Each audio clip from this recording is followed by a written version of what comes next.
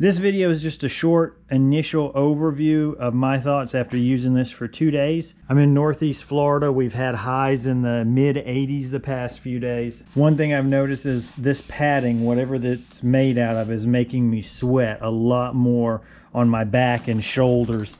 I'm fairly certain I've never had with this. I think that might have to do with how thick they are. These are thicker and cushiony. These ones are a little bit thinner and more firm. The other thing that's a little bit different, these shoulder straps on the steel, they don't actually connect to your waistband. They connect to the frame of the machine. These straps do connect to the waistband. So I found about a third of the time when I go to put these things on, I have put it on in a way where I've smushed this against my back. And that's because of how I've been picking it up. So I'm sure there's some way to pick this up where you never have that happen. Maybe I have to come out and up a lot more with it.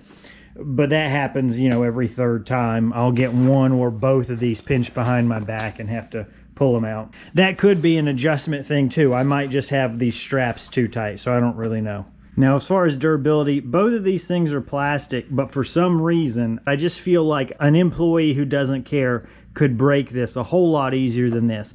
I think part of the reason I feel that way is because the Stihl BR800, this whole engine is isolated, so it's connected via springs, 3 or 4 on the back, and then, you know, another couple on the bottom. So if somebody drops it, there's a little bit of give where those springs are going to suck up that vibration, that shock. Here, there's not really anything, and I feel like if you were to drop it, all the shock would be absorbed by the frame, and you know, you've got 15-20 pounds of batteries depending on what you're using. So that's one thing that worries me, but overall might not actually be that realistic of a concern. One thing I really would have loved is if Toro could have found a way to incorporate a telescoping tube. That's one thing I love about the BR800. That's actually why I stopped using the Echo 8010, because the tube was just too long. It was just, anytime I walked, I had to make sure it was up real high or it would drag. But with this BR800, you've got this telescoping tube. I just love that feature. And then the last little negative, which again, this is kind of nitpicky, but the way they've got the strap to secure your waistband, it's super long and dangly, and I do not see any way to get it out of the way. And I actually did have one instance today where I was pulling this off the trailer and this buckle had gotten in between one of the wood planks and the metal frame, and it came out okay, but it could have just as easily snapped this whole thing. So that's only my second day of using it, and I almost had something happen there. So would have liked to have seen something that wasn't quite so dangly there. I don't know what the answer is, but I just know I don't love that. Now, the good things about it, I'm happy with its performance. It's definitely a downgrade in performance from the BR800, but it's still working fine for what I need, which is blowing off driveways. You can definitely see a power difference in a lot of the sand that I have to push.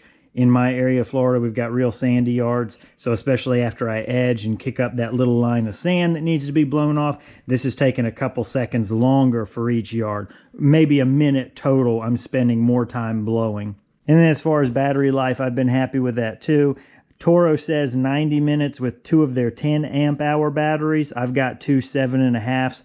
So if that's about a 30% reduction, I'm looking at around an hour of runtime. I think that's more than enough for me to get through a whole day of what I do. I'm only spending 4, 5, 6 minutes a yard blowing off. And if I'm averaging 10 yards a day, that's what I need it to do. It's only been the second day. This isn't a review. It's just my thoughts so far. Couple of nitpicky things about some of the straps, some of the webbing they chose, but you know, other than that, no real issues. One thing that I do think is pretty neat is, you know, now in the future, they just need to redevelop this little blower assembly. So they might come out with a new, more powerful one that does have a telescoping tube, and I can just drop that in. I don't have to get a whole new backpack system. So that's kind of neat to think about. Anyways, that's just a quick first glance at the backpack blower, and I'll keep you updated as I keep using this.